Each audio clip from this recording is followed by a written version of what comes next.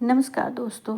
हिंदू धर्म में भगवान श्री कृष्ण के बाल रूप यानी लड्डू गोपाल की प्रतिमा को अपने घर में रखते हैं। कई लोग उन्हें घर में अपने बेटे के रूप में रखते हैं। इसके साथ ही कई लोग उन्हें भगवान के रूप में पूजते हैं। लेकिन आपको बता दें कि दोनों ही अवस्था में लड्डू गोपाल की सेवा करते हैं, उन्हें सजाते हैं, भोग लगाते हैं और उनका हर प्रकार का ख्याल रखते हैं। लेकिन लड्डू गोपाल को लेकर लोगों के मन में कई तरह के सवाल होते हैं, जिनमें एक सवाल सबसे ज़्यादा लोगों को परेशान करता है कि अगर हम अपने घर में लड्डू गोपाल रखते हैं और हमें कहीं बाहर जाना पड़े, तो क्या लड्डू गोपाल को साथ में लेकर जाना चाहिए या नहीं। लड्डू गोपाल को बाहर लेकर जाने के पीछे अलग अलग लोगों के अलग अलग मत है। कुछ लोगों के मानना है कि लड्डू गोपाल को बाहर ले जाना अच्छा नहीं माना जाता है। वहीं कई लोगों का मानना है कि लड्डू गोपाल को आप अपने श्रद्धा और आस्था के साथ जैसे रखना चाहते हैं वैसे रख सकते हैं, क्योंकि ईश्वर तो प्रेम के भूखे हैं। इस विषय को विस्तार से जानते हैं। स्थापना के बाद मंदिर से नहीं हटाना चाहिए। लड्डू गोपाल की प्रतिमा की एक बार स्थापना करने के बाद उन्हें वहां से हटाना अच्छा नहीं माना जाता है, क्योंकि जब हम घर में लड्डू गोपाल को स्थापित करते हैं तो उनके साथ दिव्य ऊर्जा और अन्य देवी देवताओं के साथ भी आते हैं। ऐसे में अगर हम उन्हें बार बार घर से बाहर लेकर जाते हैं तो घर की बरकत व ऊर्जाएं भी धीरे धीरे खत्म हो जाती है। इसीलिए उन्हें घर के बाहर जगह जगह लेकर ना जाएं, क्योंकि इससे उनके भाव समाप्त हो जाते हैं और वे केवल एक मूर्ति बनकर रह जाती है।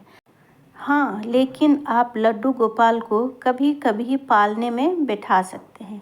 बाहर ना ले जाने के पीछे ये भी है कारण। लड्डू गोपाल को घर से बाहर ना ले जाने के पीछे का एक कारण शुद्धता की कमी भी है। जैसे कई लोग गोपाल जी को पार्क में, बस में, ट्रेन में, हर जगह ले जाते हैं, लेकिन वहाँ साफ सफाई और शुद्धता नहीं होती है। और कई बार तो लंबे सफ़र में हमें बाथरूम भी जाना पड़ता है। इसलिए साफ सफाई को ध्यान में रखते हुए लड्डू गोपाल को बाहर ले जाने की मनाही है। हिंदू धर्म में माना गया है कि लड्डू गोपाल की रोजाना विधिवत पूजा से साधक को घर परिवार में सुख समृद्धि का वास बना रहता है। इस बात का जरूर ध्यान रखें कि घर में कभी भी लड्डू गोपाल की खंडित मूर्ति नहीं रखनी चाहिए, वरना इससे नकारात्मक परिणाम मिलने लगते हैं। अगर आपको लड्डू गोपाल की मूर्ति बहुत ही पुरानी हो गई है या फिर खंडित हो गई है, तो इसके लिए आप इस तरह से लड्डू गोपाल को पुरानी मूर्ति का विसर्जन कर सकते हैं। इसके लिए सबसे पहले लड्डू गोपाल की पुरानी मूर्ति की विधिवत रूप से पूजा करनी चाहिए और उन्हें भोग लगाना चाहिए।